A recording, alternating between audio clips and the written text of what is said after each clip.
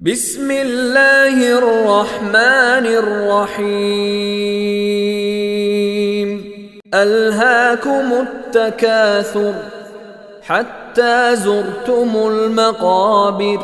كلا سوف تعلمون ثم كلا سوف تعلمون كلا لو تعلمون علم اليقين لترون الجحيم ثم لترونها